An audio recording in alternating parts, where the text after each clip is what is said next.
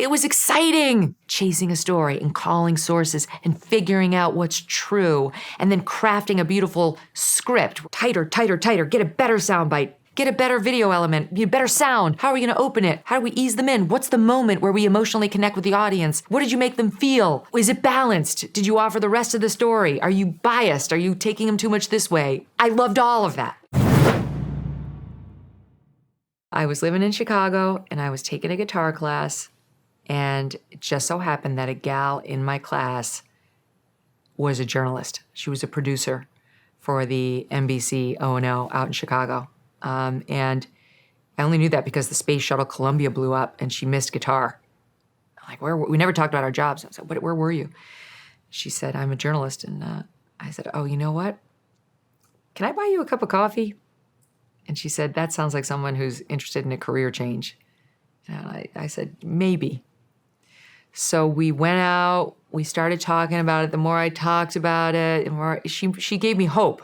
And I'm like, I felt old then. Like, I'm 32, kind of long in the tooth, and this is kind of old to start a new career, especially one on camera, you know? She was like, you're all wrong. You're wrong, wrong, wrong. You can totally start, and I will help you. Which is so amazing. This Meredith is her name. Like, for her to help me, a woman helping another woman break into news, like bending over backwards to make it happen, like, that doesn't happen a lot, Shawn. I can imagine. So she helped me. She helped me get, it's called a resume tape. And before I knew it, I was cold calling news directors and I had a job. Wow. Do you keep in touch with her? She contacted me after I wrote my book and I wrote all about her. And we had a great come to Jesus moment. And by the way, something else happened because of my book. I wrote about the one girl who befriended me during my 7th grade bully year, Heather Shepard. God bless her. And she and I reconnected after my book, and we still text. Oh, that's cool. Yeah. That's very cool. Wow. So where did you wind up? Well, so I convinced this guy named Bill Lord, who's the news director in Washington, D.C. at the ABC affiliate, to put me on the air one day a week on tape while I was still working at Jones Day. And I said, once he agreed to take the meeting, which was really that's the big thing, like just get a yes to the meeting, I knew I could talk my way into the job. I was like, if I suck, you don't have to air it. I'm going to work for you for free. My law job's paying my bills. Like, let me work for you for free. I can do a lot of stuff for you legally. This is before the day of the big legal analyst everywhere. We weren't really doing that back then. But I was like, I can cover the Supreme Court. You know, I've had arguments all over federal courts of appeals. I know a lot of legal stuff and how to find cases and interesting stories. So just let me shoot a story, put it on tape, and if you don't like it, you don't have to air it. And they had a sister cable station that was local and not as prestigious as the ABC affiliate. Like, or you could just air it on News Channel 8, with all due respect to News Channel 8. So he said yes. And so he gave me one day a week. He did pay me like a couple $100 for the one day. And I loved it. Really? Loved it. It was truly one of those shoot it in my veins. It was so great. What was it? What was it? Everything. All of it. It was exciting. It was exactly the thing that I kind of felt back in sophomore year of high school. You know, it was like chasing a story and calling sources and figuring out what's true and then crafting a beautiful script where you can edit it and make the words just the way you want them, which I always enjoyed as a lawyer too, you know. We always used to say if I had a longer time, I would have written a shorter brief. And in journalism, you have to write the shortest of briefs. You've got, 2 minutes at most on the evening news to deliver your story and your script that you work on all day. Tighter, tighter, tighter, get a better soundbite. Even better than that, upgrade, get a better video element, better sound. How are we gonna open it? How do we ease them in? What's the moment where we emotionally connect with the audience? What did you make them feel? Is it balanced? Did you offer the rest of the story? Are you biased? Are you taking them too much this way? I loved all of that. Wow. And then it was so exciting and you're like, okay, I'm gonna go on camera and I'm gonna do this. And then instead of being like, I nailed it, you're like, I'm so much worse than I thought I was. I thought it was going to be so much better than this. It's not something you can be great at until you've done it a lot.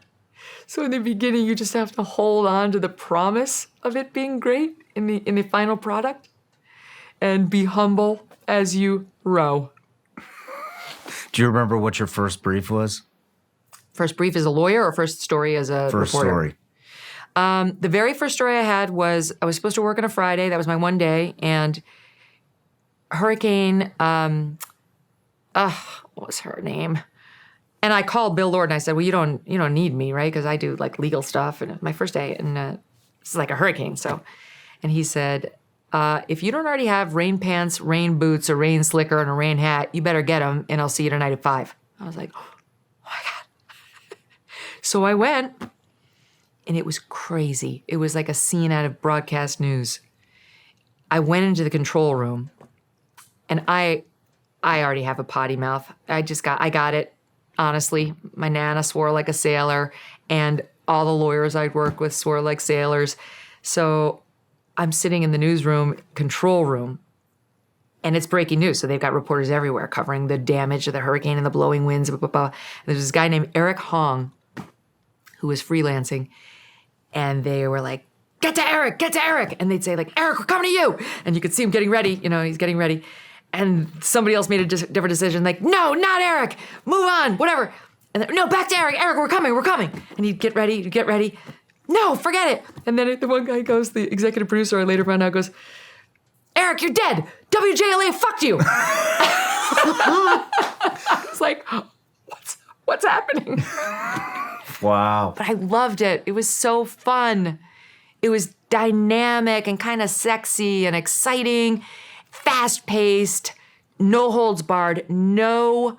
You know how, like, when you have to criticize somebody today, the corporate managers will tell you have to say, like, you're dressing particularly well. You have a perfect record of attendance. Everyone loves what a positive attitude you have. Your briefs suck. We really enjoy the way you clean up the coffee room after you leave, right? You have to, like, fold it in there. Mm-hmm. News is the opposite of that, right? They fucked you. They move on. Like, that's how it still is. No kidding. No, my team and I joke all the time that there's no time for flowery, fluffy stuff. It's like, we finish a show, and if we didn't do a good job, I will say to the team, that show sucked.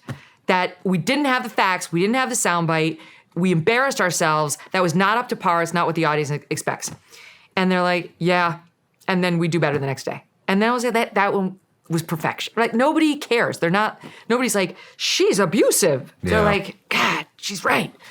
We're going to be better tomorrow. But I love that piece of news. I couldn't do it any other way. Yeah. So, I mean, your career sounds like it took off very rapidly. And so, how long did you spend at the local station?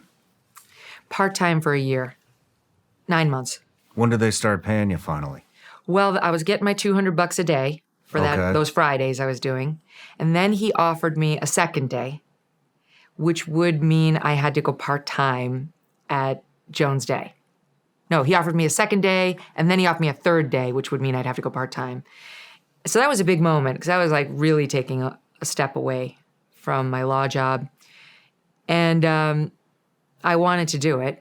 And I seriously considered like whether this is the place for me, like if I'm good enough to do this.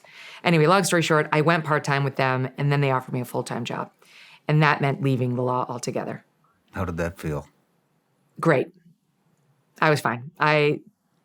Jones Day was so good to me. This guy, Tim Cullen, who ran the general litigation group, which I was in, when I first went part-time, he said, I'm scared because this feels like a trial separation, and those usually lead to divorce. And so when I left, he said, I knew it. And but they said, go with God. We love you. They said, if you ever want to come back, come back. You know, I still have lots of friends there who are far lefties. Jones Day is actually pretty fair and balanced on its politics, but my one favorite partner there, one of them, he's a far lefty, and he's constantly harassing me on Twitter in like a funny way. But I love that. I love that I have that history with these guys. Yeah. You know, we were in the trenches together. My trenches, not the real ones like you've been in. And the war, like lawyers tell war stories so great. Like I look back on those days fondly now that they're in the past. No matter where you're watching Shawn Ryan Show from, if you get anything out of this, please like, comment, subscribe, and most importantly, share this everywhere you possibly can. And if you're feeling extra generous, please leave us a review on Apple and Spotify podcasts.